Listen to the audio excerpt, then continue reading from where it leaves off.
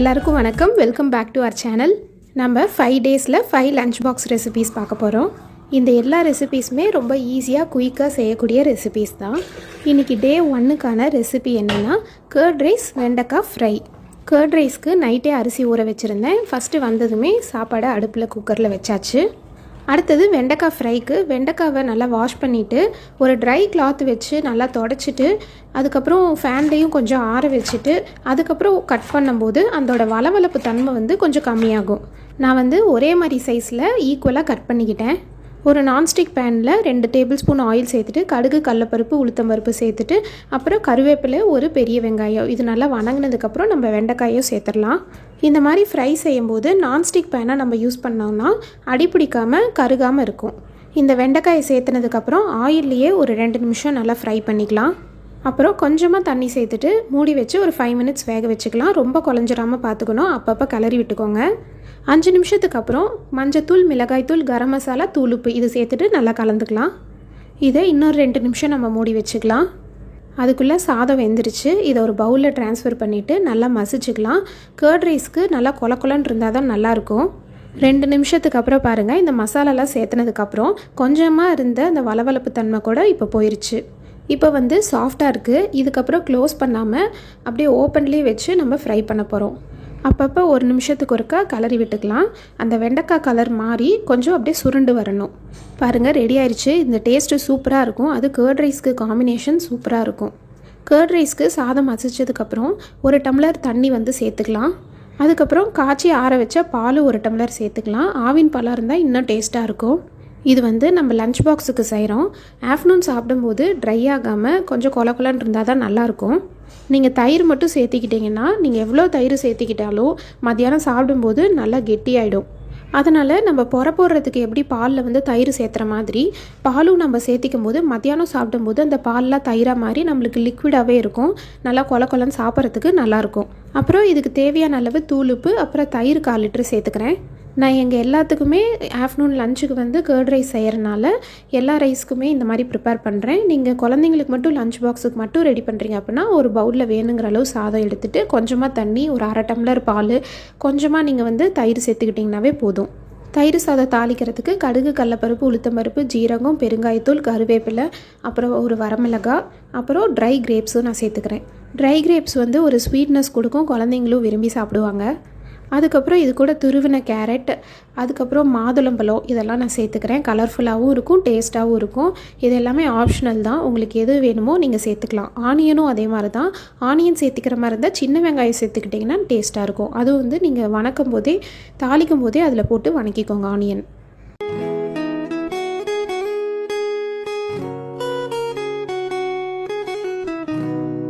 லாஸ்ட்டாக கொத்தமல்லி தழை தூவி நல்லா லிக்விடாக இருக்கான்னு செக் பண்ணிக்கோங்க. இல்லைன்னா தண்ணி கூட கொஞ்சம் சேர்த்துக்கலாம். அதுக்கப்புறம் லஞ்ச் பாக்ஸுக்கு நம்ம பேக் பண்ணிடலாம்.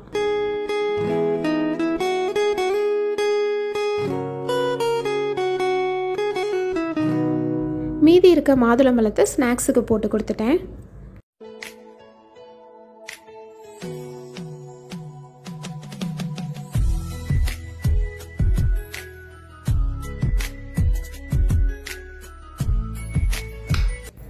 இன்றைக்கி டே 2. இன்றைக்கி சாம்பார் சாதம், பொட்டேட்டோ ஃப்ரை. நான் சாம்பார் சாதத்துக்கு அரிசி இப்போ காலையில் தான் ஊற வைக்கிறேன். 1 டம்ளர் சாப்பாட்டு அரிசி எடுத்துக்கிறேன். 3/4 டம்ளர் பருப்பு எடுத்துக்கிறேன், துவரம் பருப்பு. அரிசியும் பருப்பும் ஈக்குவலாக எடுத்துக்கிட்டிங்கன்னா சாம்பார் சாதம் செம்ம டேஸ்ட்டாக இருக்கும். எனக்கு 1.25 அளவு போட்டாவே 4 பேத்துக்கும் கரெக்டாக இருக்கும். அதனால் 1.25 டம்ளர் எடுத்துக்கிறேன். நான் கை நிறைய சின்ன வெங்காயம் உரித்து வச்சுருக்கேன். அப்புறம் 3 தக்காளி எடுத்துக்கிறேன். பீன்ஸை இந்த மாதிரி கொஞ்சம் பெருசாக நான் கட் பண்ணிக்கிறேன். அப்புறம் இஞ்சி பூண்டு நான் ஃப்ரெஷ்ஷாக தட்டி ரெடி பண்ணிக்கிறேன். ஒரு 8 பல்லு பூண்டு, 2 துண்டு இஞ்சி. கேரட் இப்போ தான் மார்க்கெட்லேருந்து வாங்கிட்டு வந்தார். ஒரு கேரட் பாருங்கள் எவ்வளோ பெரிய சைஸில் இருக்குது. இதுவே 2 கேரட்டுக்கு சமமாக இருக்கும். நான் இதில் ஒரே கேரட் தான் நான் இன்றைக்கி யூஸ் பண்ணிக்கிட்டேன். நம்ம இந்த சாம்பார் சாதத்தில் வேணுங்கிற காய்கறி நம்ம போட்டுக்கலாம். ஆனால் நம்ம சாம்பார் சாதம் குழஞ்சி வேக வைக்கிறனால எல்லாமே கொஞ்சம் பெருசாக கட் பண்ணிக்கிட்டால் நல்லாயிருக்கும். 3 டேபிள் ஸ்பூன் ஆயிலில் ஒரு பிரியாணி இலை, பட்டை, கிராம்பு, 2 ஏலக்காய் சேர்த்துட்டு வெங்காயம் சேர்த்துட்டு நல்லா வணக்கிக்கலாம். இஞ்சி பூண்டு பேஸ்ட் 1 ஸ்பூன் நான் சேர்த்துக்கிறேன். பச்சை வாசனை போனதும் 3 தக்காளி கட் பண்ணி வச்சதை இதில் சேர்த்துட்டு பாதி அளவுக்கு கல்லுப்பு சேர்த்துக்கிறேன். கொஞ்சமாக தண்ணி சேர்த்துட்டு தக்காளி நல்லா வேக வச்சிடலாம். வெந்ததுக்கப்புறம் நம்ம கட் பண்ணி வச்ச காய்கறிகள் எல்லாமே சேர்த்துடலாம். நான் வந்து கேரட், பீன்ஸ், அப்புறம் பச்சை பட்டாணி, அப்புறம் கத்திரிக்காய் இதெல்லாம் வந்து நான் இன்றைக்கி சேர்த்துக்கிறேன். நம்ம இதில் வந்து முருங்கைக்காய் மட்டும் சேர்த்தாமல் இருந்தால் பரவாயில்ல. ஏன்னா முருங்கைக்காய் வந்து குழையும் போது குச்சி குச்சியாக எல்லாம் ஸ்ப்ரெட் ஆகி சாப்பிடும்போது வாயில் குத்தும். இது கூட மஞ்சத்தூள், மிளகாய்த்தூள், அப்புறம் கொத்தமல்லி தூள் 1/4 ஸ்பூன், கரம் மசாலா ஒரு 1/2 டீஸ்பூன் இதெல்லாம் சேர்த்து நல்லா கலந்துடலாம். இப்போ தண்ணி வந்து பருப்புக்கும் சேர்த்து நம்ம ஊற்றிக்கணும். ஒரு டம்ளருக்கு 3 பங்கு தண்ணி நம்ம சேர்த்துக்கணும். நான் 1.25 டம்ளருக்கு 5.25 டம்ளர் தண்ணி வந்து நான் இதில் சேர்த்துக்கிட்டேன். அப்புறம் டேஸ்ட் பார்த்துட்டு வேணுங்கிற அளவு கல்லுப்பு சேர்த்துடலாம். அதுக்கப்புறம் அரிசி பருப்பு இதில் லாஸ்ட்டாக சேர்த்துடலாம். அவ்வளோதான், எல்லாத்தையும் கலந்துட்டு மூடி வச்சு 4 விசில் விட்டு ஆஃப் பண்ணிக்கலாம். அடுத்தது உருளைக்கிழங்கு ஃப்ரைக்கு 4 உருளைக்கிழங்கு எடுத்திருக்கேன். இதை பீல் பண்ணிவிட்டு இதை நல்லா வாஷ் பண்ணிவிட்டு இந்த மாதிரி நீளமாக நான் கட் பண்ணிக்கிறேன். இந்த மாதிரி கட் பண்ணும்போது குழந்தைங்களுக்கும் பிடிக்கும். ஃப்ரெஞ்ச் ஃப்ரை மாதிரி விரும்பி சாப்பிடுவாங்க. அப்படி இல்லைனா நீங்கள் க்யூபாகவும் கட் பண்ணிக்கலாம். நான் வந்து ஃப்ரைங்கிறதுனால நான்ஸ்டிக் பேன் யூஸ் பண்ணிக்கிறேன். இதில் 3 டேபிள் ஸ்பூன் ஆயில் சேர்த்துட்டு கொஞ்சமாக ஜீரகம், 4 பல்லு பூண்டு வந்து குட்டி குட்டியாக கட் பண்ணி சேர்த்துக்கிறேன். இதில் 2 பிஞ்சு பெருங்காயத்தூள் சேர்த்துட்டு அதுக்கப்புறம் நம்ம கட் பண்ணி வச்ச உருளைக்கிழங்கு இதில் சேர்த்துடலாம். அப்புறம் கருவேப்பிலை, இஞ்சி பூண்டு தட்டி நான் சேர்த்துக்கிறேன். இந்த ஆயில்லையே இந்த உருளைக்கிழங்கை ஒரு 3 நிமிஷம் ஃப்ரை பண்ணிக்கலாம். சாம்பார் சாதம் ரெடி ஆயிடுச்சு. நல்லா குழஞ்ச மாதிரி பதம் வந்து கரெக்டாக இருக்குது. சாம்பார் சாதத்தில் லாஸ்ட்டாக கொத்தமல்லி தூவி விட்டுக்கலாம். அதுக்கப்புறம் நெய்யில் கடுகு, கடலைப்பருப்பு, உளுத்தம்பருப்பு, கருவேப்பிலை, ஒரு வரமிளகாய் சேர்த்து தாளித்து இதில் கொட்டிடலாம். பார்க்குறதுக்கும் டேஸ்ட்டும் சூப்பராக இருக்கும். வாசமும் சூப்பராக இருக்குது. 3 நிமிஷத்துக்கு அப்பப்போ ஃப்ரை பண்ணதுக்கப்புறம் மஞ்சத்தூள், அப்புறம் காஷ்மீரி மிளகாய் தூள் நான் சேர்த்துக்கிறேன். அப்புறம் கரம் மசாலா இதெல்லாம் சேர்த்துட்டு நம்ம ஓப்பன்லேயே வச்சு அப்படியே ஃப்ரை பண்ணிக்கலாம். தூளுப்பு சேர்த்துட்டு அப்பப்போ 1 நிமிஷத்துக்கு ஒருக்கா நம்ம கிளறி விட்டுக்கலாம். நல்லா ஃப்ரை ஆனதும் இந்த மாதிரி கலர் சேஞ்ச் ஆனதும் நம்ம பேக் பண்ணிக்கலாம். இந்த மாதிரி செய்யும்போது வெளியில் கிறிஸ்பியாகவும் உள்ள சாஃப்டாகவும் இருக்கும். இது ரொம்ப ஈஸியாக செய்யக்கூடிய சாம்பார் சாதம். அரைக்கிறது, புளி எதுவுமே தேவையில்லை. ஆனால் டேஸ்ட்டு சூப்பராக இருக்கும். நீங்களும் ட்ரை பண்ணி பார்த்துட்டு எப்படி இருந்துச்சுன்னு சொல்லி கமெண்ட் பண்ணுங்கள். அடுத்தது இன்றைக்கி டே 3க்கான ரெசிபி என்னென்னா chapati sweet corn gravy. Sweet கார்னாவே குழந்தைங்களுக்கு ரொம்ப பிடிக்கும். அது ஹெல்த்தியும் கூட. நான் வந்து இன்றைக்கி 2 ஸ்வீட் கார்ன் எடுத்து உரிச்சிட்டு வேக வச்சுக்கிறேன். கல்லுப்பு கொஞ்சம் சேர்த்துட்டு தண்ணி ஊற்றி இதை வேக வச்சுக்கலாம். இதை வந்து ஒரு 2 விசில் விட்டு ஆஃப் பண்ணிக்கிறேன். அடுத்தது சப்பாத்திக்கு மாவு பிசைஞ்சிடலாம். 3 கப் கோதுமை மாவு எடுத்துக்கிறேன். இதில் தூளுப்பு கொஞ்சம், சோடா உப்பு ஒரு பிஞ்சு இதை சேர்த்து தண்ணி சேர்த்து நல்லா பிசைஞ்சிடலாம். லாஸ்ட்டாக இந்த மாதிரி நல்லா தட்டினோன்னா சப்பாத்தி வந்து சாஃப்டாக வரும். லாஸ்ட்டாக 2 டேபிள் ஸ்பூன் ஆயில் சேர்த்துட்டு எல்லா பக்கமும் ஸ்ப்ரெட் பண்ணிவிட்டு மூடி வச்சிடலாம். கார்ன் வந்து வெந்துருச்சு. இதை வந்து இந்த மிஷின் யூஸ் பண்ணி இந்த கார்னை வந்து தனியாக பீல் பண்ணிக்கிறேன். இது வந்து எனக்கு பண்ணுறது கொஞ்சம் கஷ்டமாக இருக்கும். எனக்கு பண்ண தெரியாது. அவர் தான் வந்து எல்லா கார்னுமே பீல் பண்ணி கொடுத்துட்டாரு. ஒரு 8 பல்லு பூண்டு, 2 துண்டு இஞ்சி வந்து நான் ஃப்ரெஷ்ஷாக தட்டிக்கிறேன். அப்புறம் 2 பெரிய வெங்காயம் கட் பண்ணிக்கிறேன். தக்காளி வந்து அரைச்சி நம்ம சேர்த்துக்கிட்டோன்னா கிரேவி டேஸ்ட்டாக இருக்கும். அதனால் 3 சின்ன சைஸ் தக்காளி ஒரு மிக்ஸி ஜாரில் போட்டு நல்லா அரைச்சி எடுத்துக்கலாம். அப்புறம் ஒரு பாண்டிலில் 3 டேபிள் ஸ்பூன் ஆயில் சேர்த்துட்டு ஒரு பிரியாணி இலை, பட்டை, கிராம்பு, 2 ஏலக்காய் சேர்த்துட்டு கொஞ்சமாக சோம்பு, கொஞ்சமாக ஜீரகம், அப்புறம் 2 பெரிய வெங்காயம், 1 டேபிள் ஸ்பூன் இஞ்சி பூண்டு பேஸ்ட்டு சேர்த்துட்டு நல்லா வணக்கிக்கலாம். இது வணங்கினதும் நம்ம அரைச்சி வச்ச தக்காளி பேஸ்ட்டு இதில் சேர்த்துடலாம். இது கூட மிளகாய்த்தூள் உங்கள் காரத்துக்கு ஏற்ற மாதிரி சேர்த்துக்கோங்க. மஞ்சத்தூள், அப்புறம் 1/2 டேபிள் ஸ்பூன் மல்லித்தூள் தண்ணி ஊற்றி கலந்துடலாம். பச்சை வாசனை போகிற வரைக்கும் கொதிக்கட்டும். அப்புறம் அரைக்கிறதுக்கு 1/2 மூடி தேங்காய், 3 முந்திரி சேர்த்து நல்லா பேஸ்ட்டாக அரைச்சிக்கலாம். இது நல்லா வணங்கிருச்சு. இப்போ ஸ்வீட் கார்னை சேர்த்துடலாம். ஒருவேளை ஸ்வீட் கார்ன் நீங்கள் பாயில் பண்ணல அப்படின்னா நீங்கள் அந்த மசாலாலாம் சேர்த்தும் போதே இந்த ஸ்வீட் கார்னையும் சேர்த்து நீங்கள் மூடி வச்சிட்டிங்கன்னா ஸ்வீட் கார்ன் வெந்துடும். அதுக்கப்புறம் நம்ம இந்த தேங்காய் முந்திரி பேஸ்ட்டை வந்து நம்ம இதில் சேர்த்துடலாம். அப்புறம் இதுக்கு வேணுங்கிற அளவு தூளுப்பு தண்ணி சேர்த்து நல்லா கலந்துட்டு பச்சை வாசனை போகிற வரைக்கும் கொதிக்க வச்சுக்கலாம். லாஸ்ட்டாக கரம் மசாலா 1/2 டீஸ்பூன் சேர்த்துட்டு கொத்தமல்லி தூவி இறக்கிடலாம். லாஸ்ட்டாக நம்ம இறக்கிறதுக்கு முன்னாடி கரம் மசாலா சேர்த்தும் போது டேஸ்ட்டு சூப்பராக இருக்கும். அடுத்தது சப்பாத்திக்கு மாவு தேய்ச்சிக்கலாம். சப்பாத்தி மாவு நல்லா சாஃப்டாக இருக்குது. இது வந்து கோதுமை மாவில் டிப் பண்ணி நான் தேய்ச்சிக்கிறேன். இதுவே பூரிக்காக இருந்துச்சுன்னா ஆயிலில் தொட்டு தேய்ச்சிப்பேன். இந்த மாதிரி தேய்ச்சதுக்கப்புறம் இன்னொரு தடவை மடித்து நம்ம தேய்க்கும் போது சப்பாத்தி இன்னும் நல்லா சாஃப்டாக இருக்கும். இது ஒரே ஒரு தடவை மட்டும் திருப்பி போட்டோன்னா சப்பாத்தி நல்லா சாஃப்டாக வரும். ஹை ஃப்ளேமுக்கு கொஞ்சம் கம்மியாக வச்சுட்டு கொஞ்சம் பபிள்ஸ் வந்ததும் திருப்பி போட்டுக்கலாம். அதுக்கப்புறம் அடிப்பக்கமும் வெந்ததுக்கப்புறம் நம்ம எடுத்துடலாம். இதுக்கு காம்பினேஷனாக ஸ்வீட் கார்ன் கிரேவி சூப்பராக இருந்துச்சு. அந்த ஸ்வீட்டு, காரம், தக்காளி போட்டனால அந்த புளிப்பு எல்லாம் கலந்து ஒரு சூப்பரான டேஸ்ட்டாக இருந்துச்சு. நீங்களும் உங்கள் வீட்டில் ட்ரை பண்ணி பார்த்துட்டு எப்படி இருந்துச்சுன்னு சொல்லி கமெண்ட் பண்ணுங்கள். நான் ஸ்நாக்ஸுக்குன்னு கொஞ்சம் ஸ்வீட் கார்ன் வச்சுருந்தேன். அதில் பெப்பரும் கொஞ்சமாக தூளுப்பும் கலந்துட்டு ஸ்நாக்ஸுக்கு போட்டு கொடுத்துட்டேன். இன்றைக்கி ரொம்ப ஈஸியாக சிம்பிளாகவே ஒர்க் முடிஞ்சுது.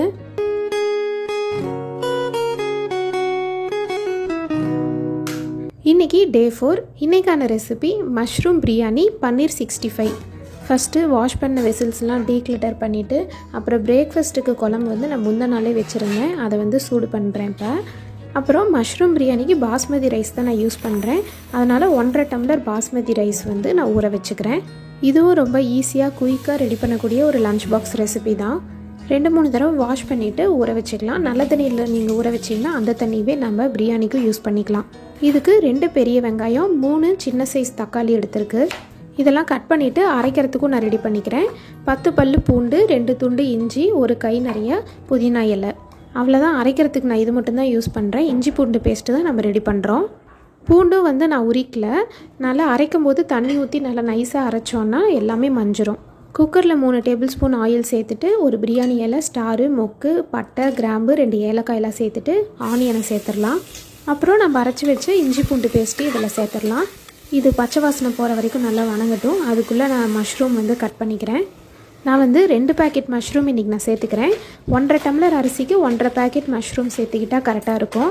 நான் வந்து கொஞ்சம் அதிகமாகவே இருக்கட்டும். கிருத்திக்கு மஷ்ரூம் பிரியாணி தான் ரொம்ப பிடிக்கும். மஷ்ரூம் பொறுக்கி சாப்பிடுவோம். அதனால் நிறையா இருந்தாலும் டேஸ்ட்டாகவும் இருக்கும்ன்ட்டு நான் 2 பேக்கெட்டாக சேர்த்துக்கிறேன். இதை வந்து ஃபஸ்ட்டு ஒரு பவுலில் போட்டு நல்லா வாஷ் பண்ணிவிட்டு அப்புறம் இன்னொரு பவுலில் தண்ணி வச்சு அதில் கல்லுப்பு சேர்த்துட்டு, நார்மல் வாட்டர் தான், அதில் கல்லுப்பு கொஞ்சம் சேர்த்துட்டு கட் பண்ண மஷ்ரூமை அந்த வாட்டரில் நம்ம சேர்த்து கலந்துக்கிட்டோன்னா இன்னும் நல்லா க்ளீன் ஆகிடும். அப்புறம் குக்கரில் தக்காளி, கல்லுப்பு, மஞ்சத்தூள், கரம் மசாலா, அப்புறம் மிளகாய்த்தூள் 1/4 ஸ்பூன், மல்லித்தூள் இதெல்லாம் சேர்த்துட்டு தண்ணி கொஞ்சம் ஊற்றி எல்லாம் வணங்கட்டோன்னு ஒரு 5 நிமிஷம் விட்டுடலாம். மஷ்ரூம் இந்த மாதிரி நீல வாக்கில் கட் பண்ணிக்கிட்டாலும் நல்லாயிருக்கும். நான் எல்லா விதமாகவும் கலந்து கட் பண்ணிவிட்டு நல்லா வாஷ் பண்ணிவிட்டு இந்த குக்கரில் நான் சேர்த்துட்றேன். மஷ்ரூமும் வந்து தண்ணி விடும். அதனால் எல்லாமே கலந்துட்டு ஒரு 5 to 10 நிமிஷம் அப்படியே விட்டுடலாம். மசாலாவும் மஷ்ரூமில் நல்லா ஏறும். பாருங்கள் எவ்வளோ தண்ணி வந்திருக்கு மஷ்ரூம்லேருந்து. ஃபஸ்ட்டு தண்ணியே இல்லாமல் இருந்துச்சு. இது வந்து ஒரு 1/2 டம்ளர் 3/4 டம்ளர் அளவுக்கு இருக்கும். இதையும் இந்த தண்ணியும் சேர்த்து நம்ம கணக்கு வச்சுக்கணும். தண்ணி ஊற்றும் போது நான் 1.5 டம்ளருக்கு 3 டம்ளர் தண்ணி ஊற்றணும். இதுலேயே ஒரு 1/2 டம்ளர் இருக்கிறனால நான் வந்து 2.5 டம்ளர் மட்டும் தண்ணி சேர்த்துக்கிறேன். நான் 2 டேபிள் ஸ்பூன் தயிர் சேர்த்துட்டு அப்புறம் அரிசி இதில் சேர்த்துட்றேன். புளிப்பு டேஸ்ட்டும் கொஞ்சம் இருந்தால் தான் நல்லாயிருக்கும். பிரியாணி வந்து டேஸ்ட்டாக இருக்கும். ஒருவேளை தயிர் நீங்கள் சேர்த்துக்கலாம். தக்காளி இன்னும் 2 தக்காளி எக்ஸ்ட்ரா நீங்கள் சேர்த்துக்கலாம். லாஸ்ட்டாக கொத்தமல்லி தழை தூவிட்டு ஒரு விசில் வந்ததும் ஆஃப் பண்ணிக்கலாம். அப்புறம் பன்னீர் ஃப்ரைக்கு 200 கிராம் பன்னீர் எடுத்துக்கிறேன். இதை வந்து இந்த மாதிரி நீளமாக கொஞ்சம் பெருசாக ஃபிங்கர் சைஸில் நான் கட் பண்ணிக்கிறேன். அப்புறம் அரைக்கிறதுக்கு ஒரு கொத்தமல்லி, 4 பல்லு பூண்டு, ஒரு பச்சை மிளகாய் இதை அரைச்சிக்கலாம். அப்புறம் ஒரு பிளேட்டில் 1 டேபிள் ஸ்பூன் கார்ன்ஃப்ளவர் மாவு, காஷ்மீரி மிளகாய்த்தூள் 1 டீஸ்பூன், கரம் மசாலா 1 டீஸ்பூன், அப்புறம் வேணுங்கிற அளவு தூளுப்பு இதெல்லாம் நல்லா தண்ணி ஊற்றி கரைச்சிக்கலாம். இது நான் ஏன் பிளேட்டில் கரைக்கிறேன்னா அப்போ தான் பன்னீரோட மிக்ஸ் பண்ணுறதுக்கு ஈஸியாக இருக்கும். நான் அரைச்சி வச்சதில் பாதி அளவுக்கு மட்டும் இதில் சேர்த்துக்கிறேன். இதோட ஃப்ளேவர் சூப்பராக இருக்கும். கொஞ்சம் தண்ணியாட்டம் இருக்குன்னு கார்ன்ஃப்ளவர் மாவு கொஞ்சம் சேர்த்துக்கிட்டேன். அவ்வளோதான். இந்த மசாலாவெல்லாம் பன்னீரில் நல்லா கோட் பண்ணிவிட்டு தவாவில் தான் நான் இன்றைக்கி ஃப்ரை பண்ணி எடுத்துக்க போகிறேன். 1 டேபிள் ஸ்பூன் ஆயில் சேர்த்துனாவே போதும் இது ஃப்ரை ஆகிறதுக்கு. இது வந்து போட்டதும் அப்படியே விட்டுருங்க, டச் பண்ணாமல். ஒரு 2 நிமிஷம் கழித்து இந்த மாதிரி ஸ்பூனில் வந்து திருப்பி விட்டுக்கலாம். திருப்பினதுக்கப்புறமும் ஒரு 2 நிமிஷம் அப்படியே விட்டுருங்க. அதுக்கப்புறம் திருப்பிக்கலாம். மஷ்ரூம் பிரியாணி சூப்பராக ரெடி ஆயிடுச்சு. இது வந்து கொஞ்சம் ஆற வச்சதுக்கப்புறம் நம்ம லஞ்ச் பாக்ஸில் போட்டோம்னா நல்லா உதிரியாக அதே மாதிரி இருக்கும். சூடாக போட்டு நம்ம அமுக்கும் போது ப்ரெஸ் பண்ணும்போது அப்படியே ஒன்றோட ஒன்று ஒட்டிக்கும். பன்னீர் ஃப்ரை இந்த மாதிரி கொஞ்சம் கலர் மாதிரி லைட்டாக ப்ரௌனிஷ் கலர் வர மாதிரி நல்லா ஃப்ரை பண்ணோன்னா நல்லா கிறிஸ்பியாக டேஸ்ட்டாக இருக்கும். அவ்வளோதான். லஞ்ச் பாக்ஸுக்கு பேக் பண்ணிடலாம். இந்த மாதிரி குழந்தைங்களுக்கு கொடுக்கும்போது ஹெல்த்தியாகவும் இருக்கும், குழந்தைங்களும் விரும்பி சாப்பிடுவாங்க.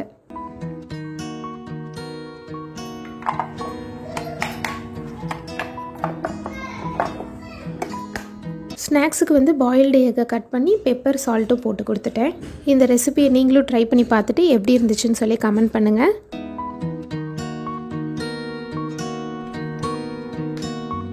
இன்றைக்கி டே 5. இன்றைக்கி ரொம்ப ஈஸியான ஒரு recipe potato rice first morning வந்ததும் எப்பவும் போல் பால் சூடு பண்ணிவிட்டு சுடுதண்ணி அடுப்பில் வச்சுட்டு வாஷ் பண்ண வெசல்ஸ்லாம் டீக்ளட்டர் பண்ணிவிட்டு ரெசிபி செய்ய ஆரம்பிக்கலாம். பொட்டேட்டோ ரைஸ்க்கு அரிசி நான் நைட்டே ஊற வச்சுருந்தேன். அதை ஃபஸ்ட்டு அடுப்பில் வச்சுக்கிறேன். இதுக்கு நான் சாப்பாட்டு அரிசி புழுங்கல் அரிசி தான் எடுத்திருக்கேன். பெரிய உருளைக்கிழங்கா ஒரு 3 உருளைக்கிழங்கு எடுத்துக்கிறேன். இதை பீல் பண்ணிவிட்டு வாஷ் பண்ணிவிட்டு அப்புறம் குட்டி குட்டி க்யூபாக கட் பண்ணிக்கிறேன்.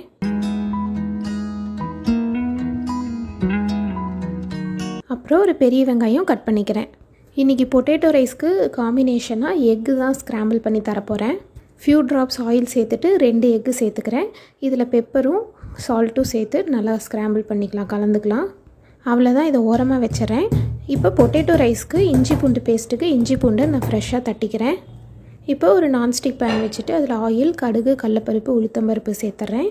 அப்புறம் கொஞ்சம் ஜீரகம், அப்புறம் இஞ்சி பூண்டு பேஸ்ட், அப்புறம் பெருங்காயத்தூள் ஒரு 2 பிஞ்ச், அப்புறம் ஆனியன் சேர்த்துட்டு கருவேப்பிலையும் சேர்த்துட்டு அது ஃப்ரை ஆனதுக்கப்புறம் உருளைக்கிழங்கையும் சேர்த்துடலாம்.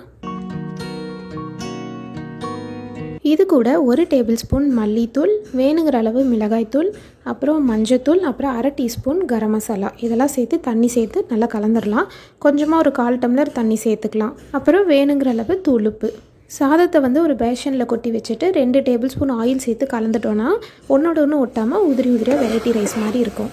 பொட்டேட்டோ ரொம்ப குழஞ்சிடாமல் ஓரளவுக்கு வெந்ததுக்கப்புறம் ஆற வச்சதுக்கப்புறம் நம்ம இந்த சாதத்தில் சேர்த்துக்கலாம். சூடாக சேர்த்தணுன்னா குழம்பு சாதம் மாதிரி ஆகிடும். கொஞ்சம் கிரேவி மாதிரி தான் இருக்கும். ஆனால் ஆற வச்சதுக்கப்புறம் நம்ம கலந்துக்கிட்டோன்னா வெரைட்டி ரைஸ் மாதிரி உதிரி உதிரியாக டேஸ்ட்டாக இருக்கும். சாதத்துக்கு வேணுங்கிற அளவு தூளுப்பு இதில் சேர்த்து நல்லா கலந்துடலாம். லாஸ்ட்டாக கொத்தமல்லி இலை தூவி பேக் பண்ணிடலாம். இந்த பொட்டேட்டோ ரைஸ் குழந்தைங்களுக்கு ரொம்ப பிடிக்கும், ரொம்ப விரும்பி சாப்பிடுவாங்க. நீங்களும் ட்ரை பண்ணி பார்த்துட்டு எப்படி இருந்துச்சுன்னு சொல்லி கமெண்ட் பண்ணுங்கள்.